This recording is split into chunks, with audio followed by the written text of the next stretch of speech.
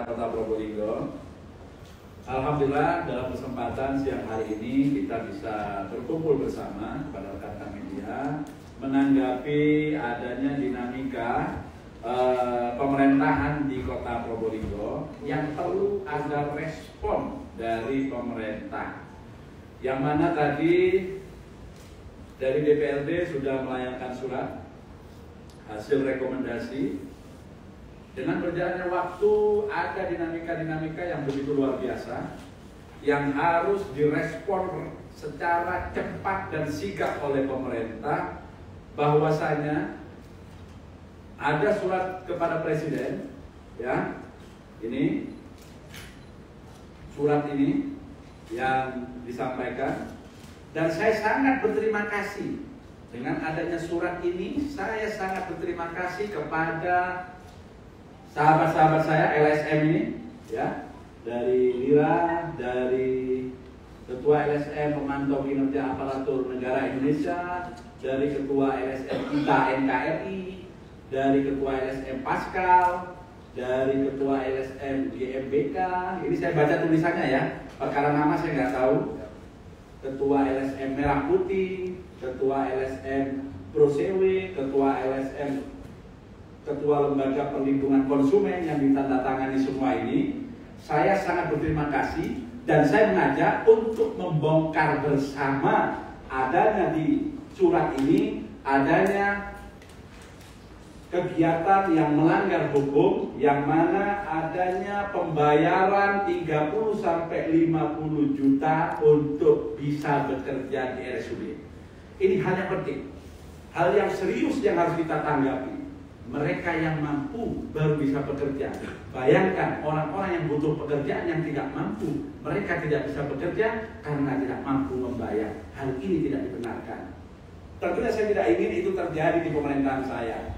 Dengan komitmen ini saya mendukung untuk kita bongkar sesuai dengan lagunya yang tadi disetel waktu demo. Oh ya, oh ya, oh ya, bongkar. Ayo kita bongkar bersama-sama. Karena itulah komitmen kita.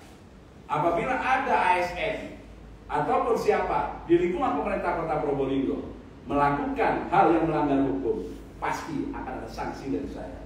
Saya didampingi oleh Inspektorat dan ada bagian hukum di sini, karena itu serius dari pemerintah menanggapi suatu hal permasalahan yang sangat-sangat serius ini.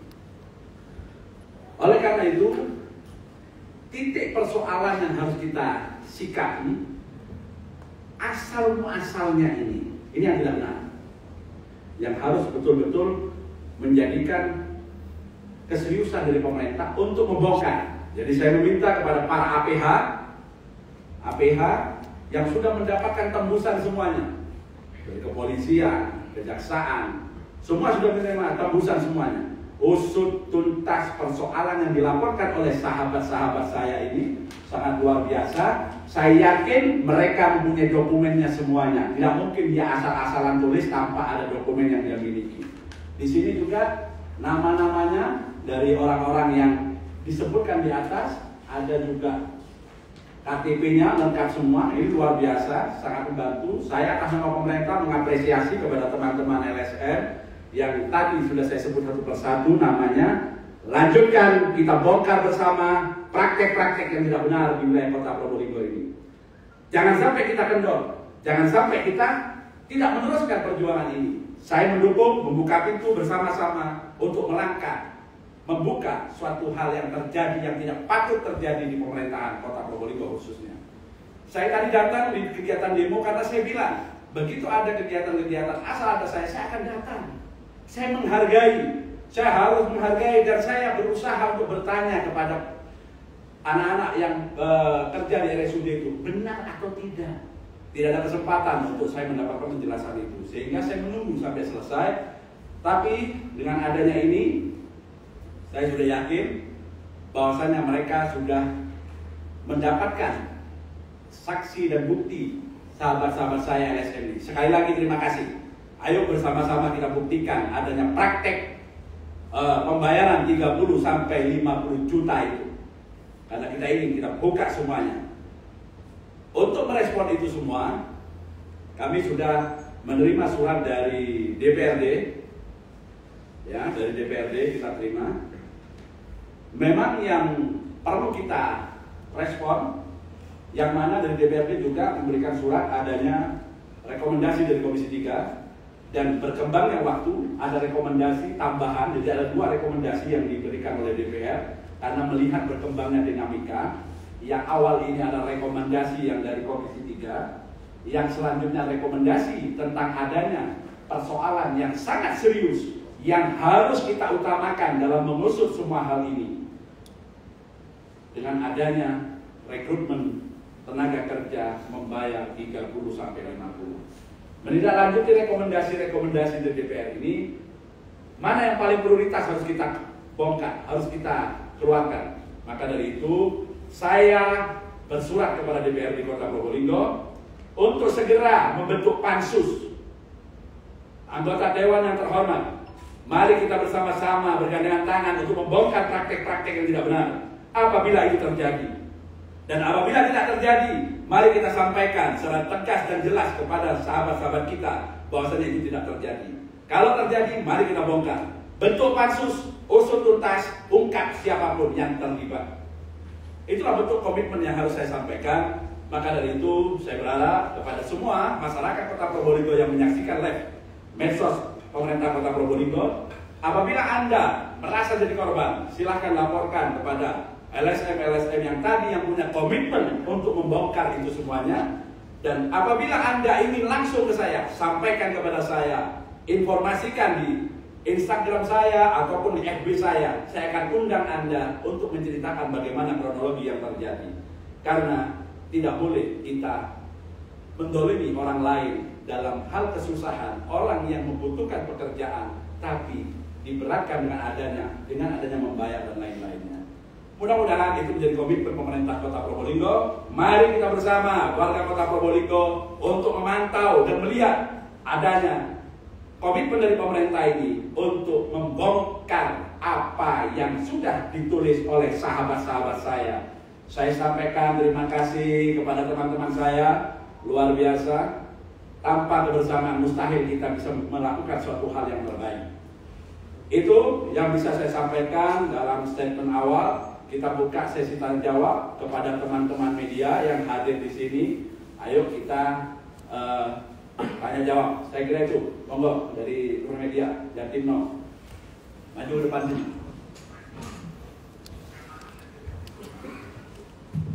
Assalamualaikum warahmatullahi wabarakatuh. Waalaikumsalam. Sangat jelas tadi penjelasan dari Bapak Wali Kota.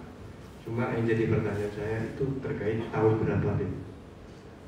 Mungkin itu terkait dugaan laporan. Mungkin terima kasih. Assalamualaikum warahmatullahi wabarakatuh.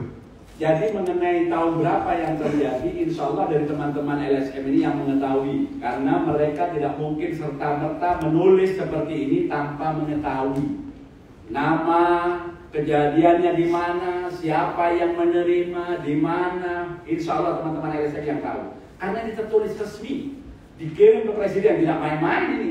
Tembusannya kemana-mana ini sudah. Maka dari itu, untuk yang lebih jelas, tanyakan kepada sahabat-sahabat saya ini, LSM ini, karena mereka saya yakin tahu dan punya buktinya. Maka itu saya mendorong. Apabila terjadi di masa saya, ayo bongkar bersama.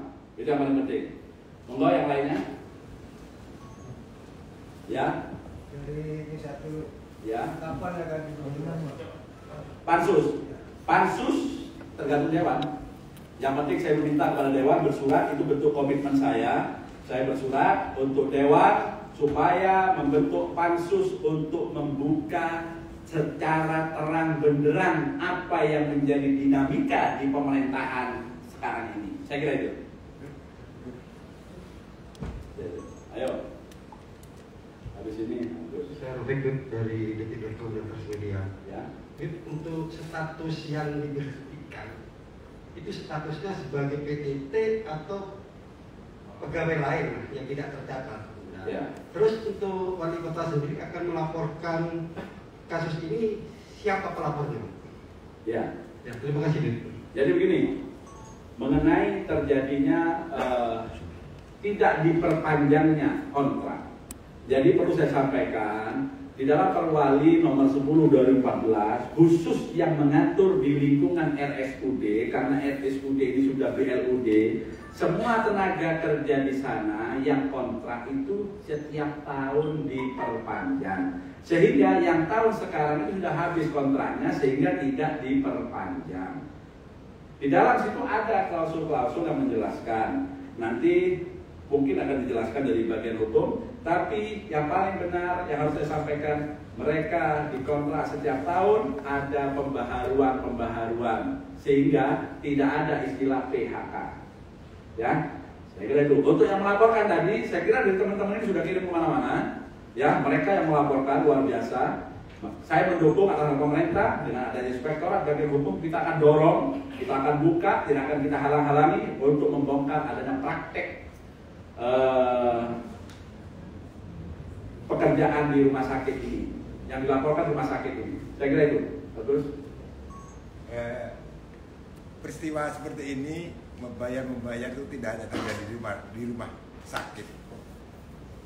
Informasinya juga terjadi di UPD-UPD yang lain. Itu apakah juga diusut? Pertama itu. Jadi begini, saya membaca yang ada di laporan ini. Laporannya ini. Yang lainnya, ya kita harus buka juga kalau memang ada laporan. Karena ini laporan dan sudah tertuju kemana-mana dari teman kita. Ya, saya harus merespon dan mendukung. Kita tinggal menagih, ayo kita bongkar bersama, Saya yakin Anda punya buktinya semuanya. Tanggapan eksekutif sendiri dengan adanya rekomendasi yang pertama tadi bahwa ya, ada 4 rekomendasi itu, salah satunya bahwa rumah sakit tidak boleh menerima karyawan lagi, terus dipekerjakan di relawan, gimana? Tanggapan? Jadi begini, urusan rekomendasi nanti kita akan kaji. RSUD itu adalah BLUD yang bisa merekrut kapan saja dan di mana sesuai dengan kebutuhannya. Perlu saya sampaikan, di Perwali nomor 10 tahun 2014, rekrutmen bukan asal-asal comot. Harus ada perencanaannya. Yang dibutuhkan bidang ini berarti harus ada seleksi, harus ada pengumuman, harus ada pemberitaan. Begitu ada pendaftaran, diuji kompetensi, mana yang layak baru diterima. Maka dari itu saya harus lihat. Saya pikir begini, dia yang sudah bekerja 5 tahun sampai 12 tahun, adanya tes, tidak lulus, berarti bagaimana yang terjadi? Berarti kita harus menarik ke belakang, bagaimana asal mulanya. Dengan adanya ini, berarti ini ada suatu hal yang tidak benar. Itu yang kita harus rubah cara-cara itu. Saya kira itu. Terus mengenai bayar, yang mampu bisa membayar dan bisa kerja. Yang nggak mampu bagaimana? Justru yang tidak mampu itu yang punya usaha semangat untuk orang tua dan keluarganya, tapi karena dia tidak bisa membayar sehingga dia tidak bisa kerja. Ini tidak dibenarkan. Maka dari itu saya mendukung untuk membongkar itu semuanya. Saya kira itu, monggo. Jadi bicara terkait punishment terberat, bagaimana nanti untuk adanya nanti takut ada oknum yang terlibat, punishment terberatnya apa? Kalau dia masih aktif, langsung kita sanksi berat. Berupa pencatat atau gimana? Bisa jadi sesuai dengan aturan yang terbaru. Kita ikuti aturan terbaru, kita akan tindak tegas, tidak ada pandang bulu. Itu yang paling penting. Terus lagi,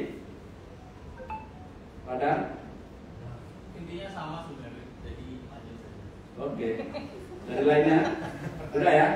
Jadi sekali lagi kepada semua masyarakat Kota Probolinggo yang menyaksikan live medsos pemerintah Kota Probolinggo, mari kita bersama-sama untuk melihat informasi yang mana sudah tersebar di mana-mana, bahwasanya pemerintah mengajak kita bersama untuk bersama-sama mengawal dan membongkar adanya informasi pembayaran 30 sampai 50 yang diperoleh informasinya dari teman-teman ini. Sekali lagi saya ucapkan terima kasih pada teman-teman. Lanjutkan perjuangannya karena Anda menjadi garda terdepan untuk memberantas suatu hal yang tidak baik yang terjadi di wilayah hukum Kota Probolinggo khususnya. Saya kira itu. Ada pertanyaan lagi cukup ya? Sudah? Oke, makasih.